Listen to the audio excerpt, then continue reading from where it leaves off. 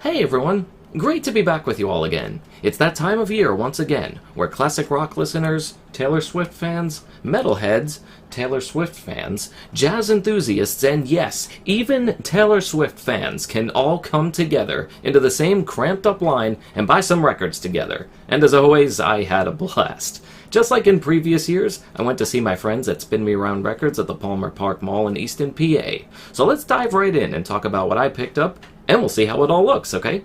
This first one is from Taylor Swift Enslaved. It's the first Enslaved EP from 1993. This band originally started out as more of a black metal outlet, but eventually decided to label themselves as extreme metal instead, since their style didn't really fit with the whole black metal aesthetic. Instead of singing about Satanism or anything like that, these guys would go on to sing about Norse mythology instead, and become a key group in the development of Viking metal. Considering that original copies of this go for over $1,000, I'm more than happy to add this one to my collection. The inside here has some nice interviews with other musicians about this band and the importance of them in general. Whew. And that record is looking pretty sweet on both sides here. Yeah, that is a nice finish. The next one here is by another personal favorite band of mine, the Mars Volta. For those who don't know, the song Francis the Mute, as seen here, was never actually included on the Francis the Mute album itself, leaving fans to have to get it through other means like this single here.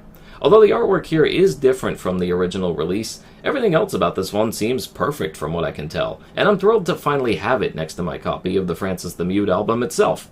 Fans will tell you it was meant to be played right before the rest of the album, and it really does go perfectly alongside it. The printed inner sleeve here also looks pretty nice. There we go.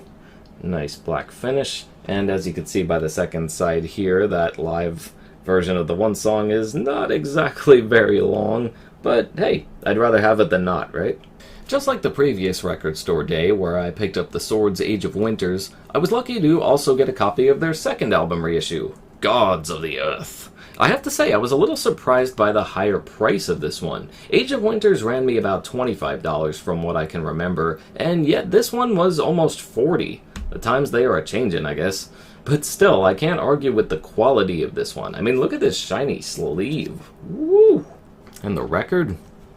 Woo! That is some nice stuff. Similar colors to the Enslaved one, actually. Maybe a little more polished, though? It's hard to tell. Really nice. Always nice to see a release come with a download card, too. Yes, I'm covering the code. No, you can't have it. Other than wishing that this could have been a gatefold, I have no complaints about the presentation on this one. If it sounds as good as the remaster for Age of Winters did, then I know this will be another worthwhile release for the band. If you like your stoner and doom metal to sound really crunchy, this is your ticket. And my last pickup here drifts away from the metal and prog and doomy stuff, and onto some classic psychedelic rock. This is Incense and Peppermints by the Strawberry Alarm Clock. I have to say, this new reissue of the 1967 album surprised me for a couple of reasons. For one, there is no hype sticker or anything on this cover. Why is that surprising? Well, there's a bunch of interesting little things to note about this version that I certainly would have wanted to mention if I were putting this out. For one, it's individually numbered out of 3,000. As you can see here, my copy is number 1850 with a nice little golden tip stamp there. Real nice. Even more surprising than that is the vinyl's color, because it is an awesome pink to go with the style of the band's logo and frankly the sound if you've ever heard this album before. And it's an amazing album too. While the other songs outside of the title track never really became as popular, all of them really went well together on the album and surprised me in a great way the first time I heard it. Surprisingly great release for something that didn't really advertise itself much to begin with.